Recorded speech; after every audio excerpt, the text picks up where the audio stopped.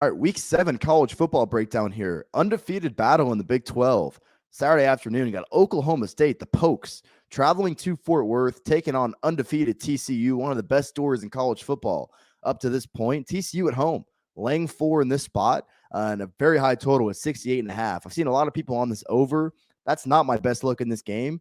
You know, if you told me like a month and a half ago that I'd be laying 4 with TCU in this spot, probably would have told you were crazy. I haven't played this yet. I lean heavily towards TCU in this game. We'll start with their offense because it's the clear strength of that team. They create explosive plays in a multitude of ways, and it's really hard to not like what they do. I mean, Max Duggan is a 4th-year starter at this point. He's the perfect example of why you can't give up on guys. You know, he's had limitations as a passer up until this point in his career. What has he done this year? New system. Oh, over 10 yards per attempt. He's played fantastic. We know the threat he is as a runner as well. At home, this is a spot where he should be able to have his way because this Oklahoma State defense is not what it was a year ago. Yes, they can get after the quarterback a little bit, but their secondary is not good. Let's just call it what it is. And I think they've been able to, I don't want to say they've been able to hide some things because they have won their last 2 games, but Baylor outgained them. Texas Tech outgained them. This Oklahoma State team has kind of shown some blips in the road a little bit. I mean, remember that opening game of the season where they gave up 44 points to Central Michigan?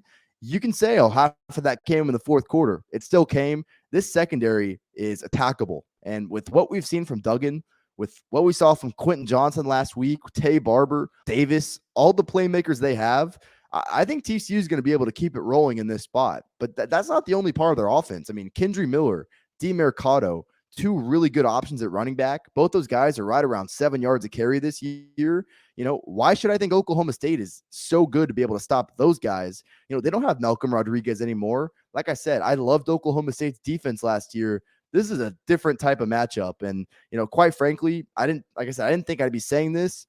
TCU has shown me that much to where I do think they'll be able to have success in this game.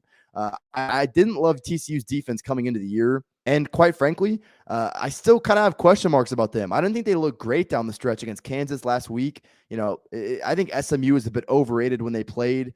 We'll never know what would have happened if Dylan Gabriel didn't get hurt, but Oklahoma was putting up more than 24 in that game. The issue is I don't trust Spencer Sanders in this game. I don't really care about what he did against Central Michigan and Arkansas Pine Bluff. Against this 3 Power 5 opponents this year, he's right around 7 yards per attempt. That's just not very good. It's very average quarterback play. It's who he's always been. I've always thought he could have taken that next level because he is good as a runner. I think he can make all the throws. He's very inconsistent. Really, Oklahoma State does not have the run game they did last year either. I mean, Dominic Richardson, just 4.1 yards per carry this year. That's the one thing about TCU. They've been pretty good against the run this year. I like that. That's by far, in my opinion, the best aspect of that defense. The one thing Oklahoma State does have going for them is TCU doesn't have a great pass rush. And I do think Oklahoma State's offensive line has just gotten so much better here over the last year or so that I don't really worry about Sanders being under pressure. But, I just don't think he's going to really beat TCU over the top in this matchup. I've watched a lot of Oklahoma State football. And even with some of my concerns about TCU's defense, I just don't think Spencer Sanders is going to be able to go tit for tat with TCU's offense. TCU is able to create explosive plays in so many different ways. And I don't think the same can be said about Oklahoma State this year. They got good weapons like Brennan Presley. They've got guys. I don't think they're great, though. I don't think they're game-changing players over a 60-minute game where they're going to have to be because, like I said, TCU, in my opinion, will be able to take advantage of Oklahoma State's weakness in their secondary, and they're just so multiple offensively. I didn't think I'd be saying this. I lean very, very heavily towards TCU as the home favorite here. Do see some 3.5, so I would love to fire on that. I'm recording this on Wednesday night. I'm going to add some more plays on Thursday morning, tomorrow morning. This is on the short list to be one of them. I get the appeal towards the over because of the amount of explosive plays we can expect, and Oklahoma State does run fast, but I don't think Oklahoma State's going to hold up that end of the bargain there. I think this total is actually going to be about right. Better lean by far at this point, and very well might become an official play. TCU -3.5, -4 at home.